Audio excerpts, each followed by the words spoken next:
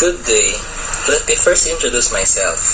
I am Tristan Mannag, a structural engineer from DCCD Engineering Corporation. To assist me with my presentation is my colleague, Mr. Carl Vincent Engr.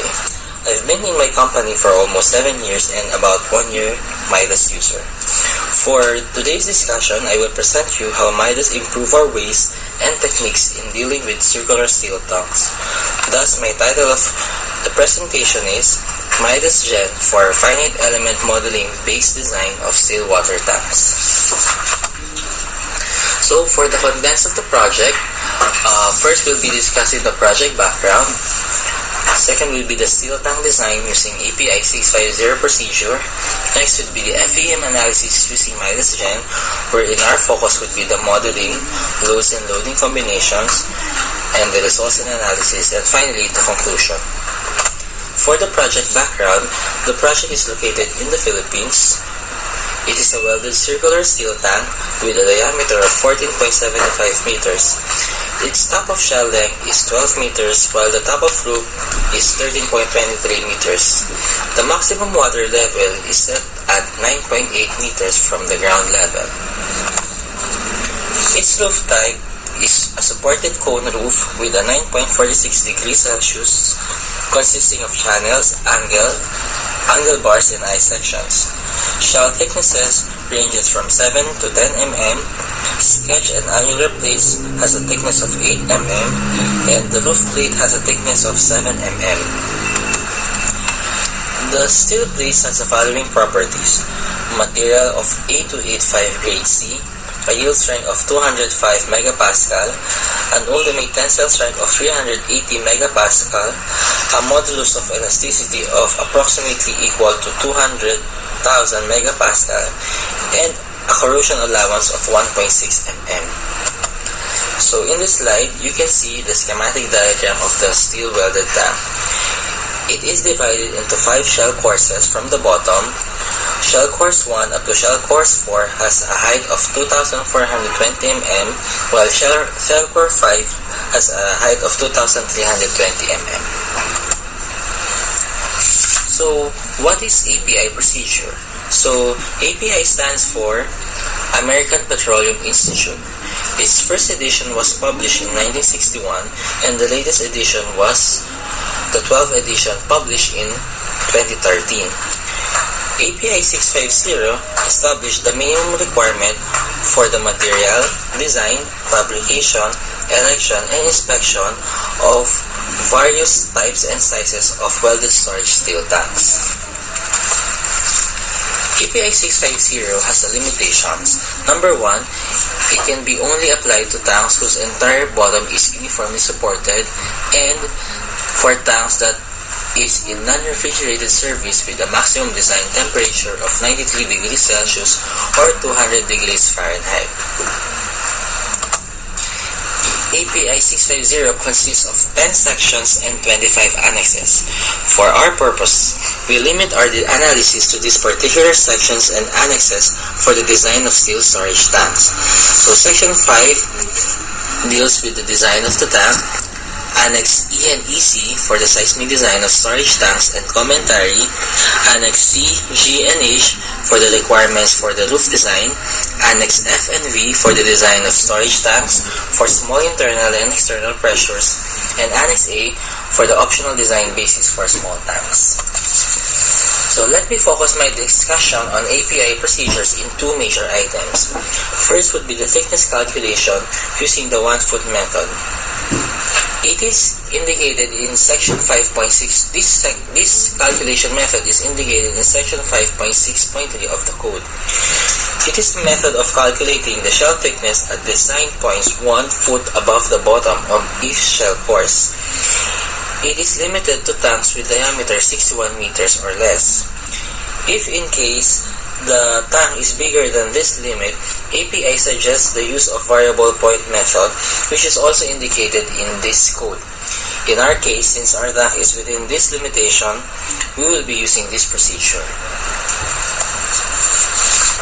So 2 equations are used for this method as shown in this slide as equations 1 and 2 in metric units.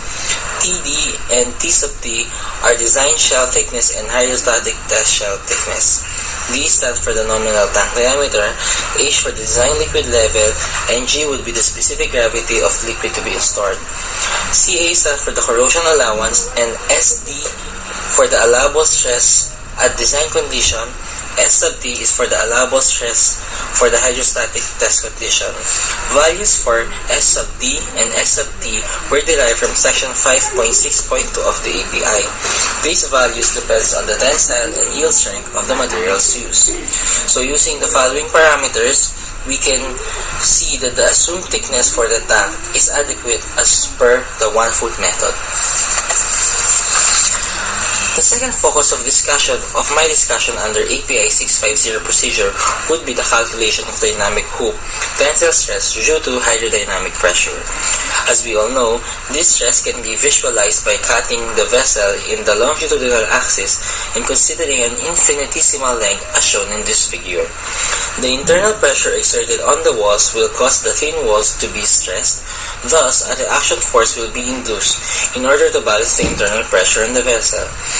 It is necessary to design the tank wall using these criteria in order to prevent the tank from failing by bursting. The equation used for the calculation of the dynamic hoop tensile stress chi is indicated in section E6.1.4-6. So using this equation, we can derive an allowable stress of 1.33 times the allowable stress under design condition. We can see that the shell courses from 1 to 5 was considered or is considered safe. So why do we need for a finite element model? Number 1, to analyze it in detail the different loading combinations as per API 650 section 5.2.2. So API has provided in this section a list of different loading combinations. However, these loading combinations were not clearly used in the design using the provided closed form equations. Through the use of finite element model, these different loading combinations can be utilized to calculate the stresses and verify if this would be less than the permitted stress. Number 2, to capture the local effects. Using an FEM, the effects of the loading combinations can be easily interpreted. It can capture and identify specific locations wherein stress concentrations occur in order to address them properly. Number 3, to address the code limitations on stress verification. Since the code only provides check for tensile hoop stress, it may overlook other stresses such as the von Mises stress or the combined stresses and the Tresca stress or the maximum shear stress. Given the 3 advantages mentioned, we first apply the API method of design to determine the preliminary thickness and initial design of the tank, and then finalize its design using finite element model as it provides a total solution for the design of steel tanks. In addition, this model can be used directly to design the tank's foundation. So, for the part of the finite element modeling using the MIDAS Gen, let's first focus on the geometry wherein we will be extruding lines to plates. Comparing to other softwares, the only option they can provide is to extrude node to line. However, MIDAS provides us an additional option wherein we can extrude line to plates.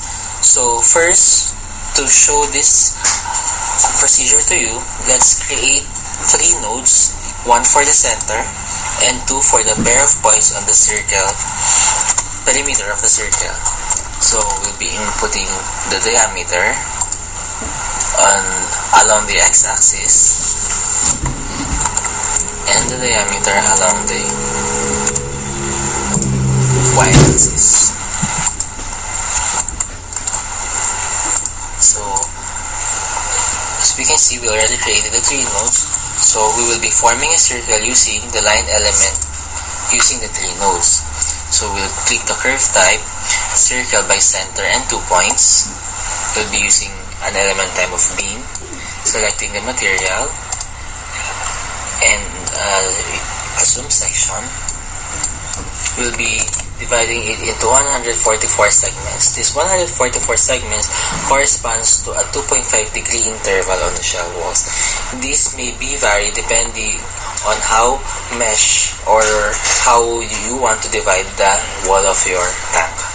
So we will be selecting the center point and the 2 points on the perimeter to create a circle. So after creating this line element, we will be extruding this line elements into planar elements to create the tank wall. So we will clicking extrude, selecting line element to planar element. So the source will be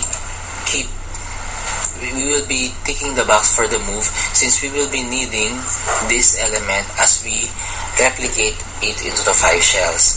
So we'll be clicking to element type to plate, selecting the material, then selecting the first thickness of the shell course, which is shell course 1, 10 mm.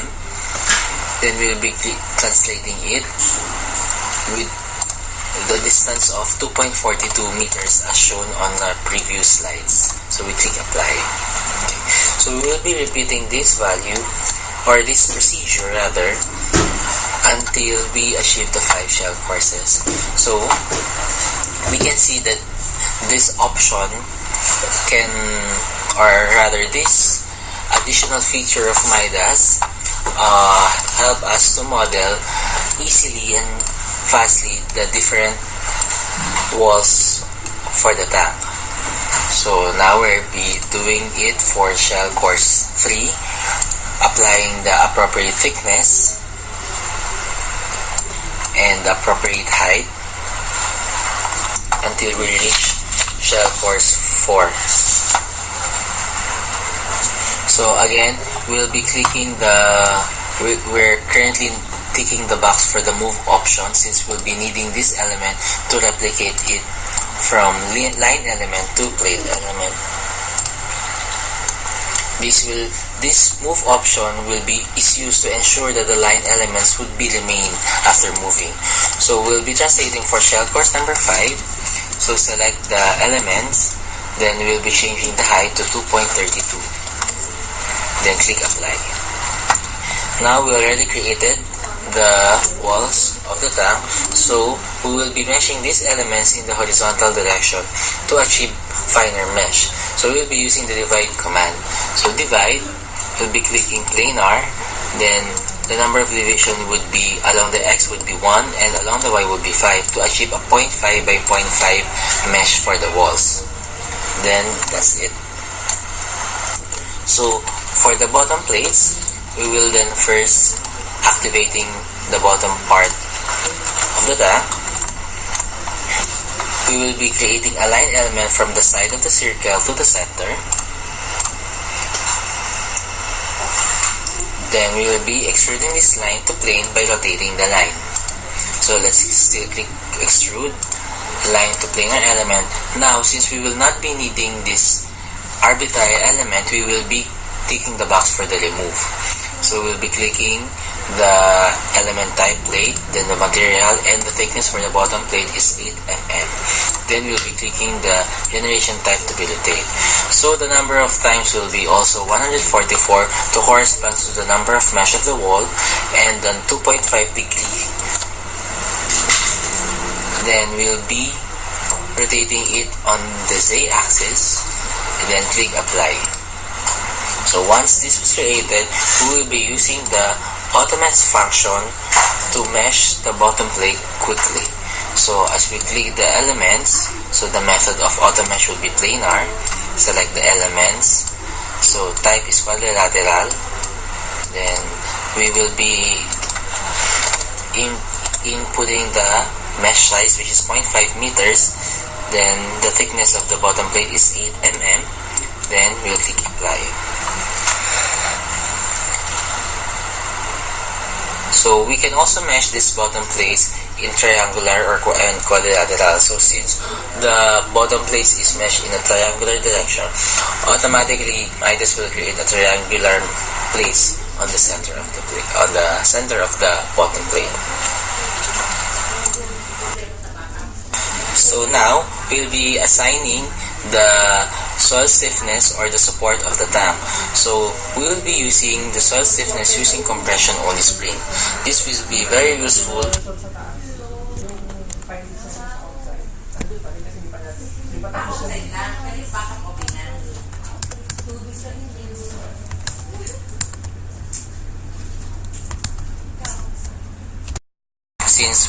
since the bottom tank is resting on either a concrete mat pad or a soil. So to show this, we'll be going back to the model. We'll be selecting the bottom plate and activate it. So we'll be going to the boundary, then clicking the surface spring. So for the surface spring, we'll be using a distributed spring. Then the type would be planar on the face, since it will be loaded on the face of the plate. Then we'll be clicking it compression only spring, since as we all know, soil only resists on the only provide resistance for compression. So here we will be assuming a 100,000 kilonewton per cubic meter of subwave reaction, since the bottom of the plate is resting on a concrete pad. So if we already have geotechnical data, or your tank being considered is resting on the soil, we can input the vertical subwave reaction in this text box. So then click apply. As we can see, we already in this user interface, we can see that the soil spring is already assigned on the bottom of the plate. So next, we'll be dealing with the loads and the loading combination. This method of application and the hydrodynamic pressure. So we'll be focusing on the hydrodynamic pressure. As per Hausner 1963, the distribution of the tank of the hydrodynamic pressure on circular tank is shown in this figure. So an impulsive force and a convective force is loaded on the trailing half and leading half, acting perpendicular to the plates. So in the elevation view, we can see that the loads is varying along the perimeter or along the circumference of the tank and along the vertical axis of the tank. In MIDAS, we can load this as accurate as possible when we're using MS Excel. However, to load this easily, sometimes we assume different types of loading. So, for example, on the leftmost side of this slide, we can see the theoretical loading if we take say strip of the wall. On other softwares, to load this conservatively, we will be selecting a certain parts of the wall, then loading this distributedly, as shown on the second picture from the left. On other softwares, we can also estimate this by loading it trapezoidally using the equation of ax by cz plus d equals 0. In MIDAS, we can also use this loading diagram. However, in using software number 2, we will be having a hard time deriving the values for this constant. As per MIDAS, it has an option of using the planar loads so that we can easily select or add these loads on the tank's wall. So to show you this, so first, we'll be assigning the group to the wall. So let's select the walls, create a group, say shell, and assigning this to the walls of the tank. Now, we will be selecting the left half of the wall. So on the plan view, we can show you that the local axis of the plate is along the circumferential of the tank. So now, MIDAS has an option to reverse the local axis of this plate. So why do we need to reverse the local axis? This will be easier for us to load the impulsive and convective forces on the trailing half and leading half of the tank. So we will be discussing this shortly. So first we will reverse the local axis. So we select the leading half, rather the trailing half of the tank.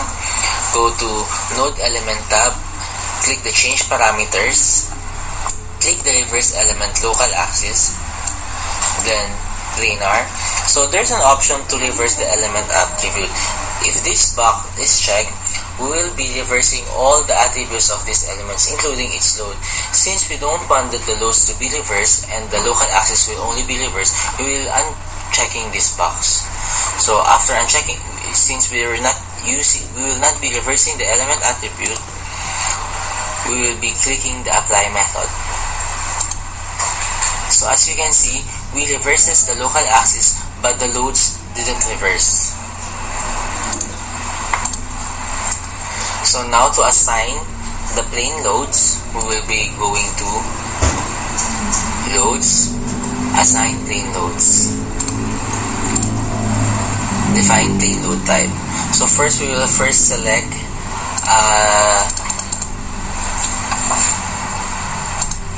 an impulsive. We will be typing a name for impulsive 1. Then we'll be clicking the area for the load type. Then we'll be clicking for the area load. We will be using the 4 points, since each point of the plane will have or will vary. So first we'll be activating one wall segment to easily display this procedure to you. So we will first measure the distance between two nodes along the x-axis. So to determine the distance, we'll be using the query tab, query nodes, click on the first node and on the second node, and we'll be deriving at around 0.322 or 3217 distance. So we'll be using this in this creation of the node. So first we'll be assigning the first point as 0, 0, the second point as 0, then the 9.8, which is the height of the tank or the water level.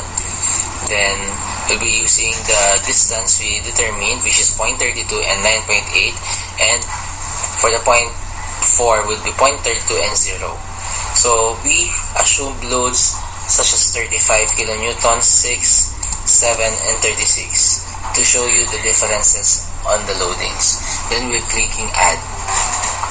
So in this case, since we have created 144 segments, we will be needing at least 36 impulsive forces. For discussion purposes, we will be just showing you 3 impulsive forces. So MIDAS has an option to input the difference on the loading, and MIDAS will automatically compute these values. So as we add impulsive force number 2, we'll be also adding impulsive force number 3, wherein we'll be reducing the loads by unit value. So for is closed, then we'll be applying these loads. So we'll be clicking the quarter of the tank, then we'll be clicking loads, assign plane loads. So under the load case impulsive, then selecting the first load type, which is impulsive 1, selecting the first point origin on this, then the second along the x-axis, and the third would be along the vertical axis. So we'll be assigning it on the group as shown in before, so that every load we apply this on this part of the tank will be applied on the other part of the tank. So we'll be selecting the group name as shell. The load direction will be normal or perpendicular to the plane, and no projection will be in. Then we'll click apply. So as we click apply, we can see that the load is applied on the tank shell. So we can see that the load is varying from the along the vertical axis and along the perimeter or the circumference of the tank. So we will be repeating these values or this procedure for impulsive 2 and 3. And for convective forces, we will be also using this procedure.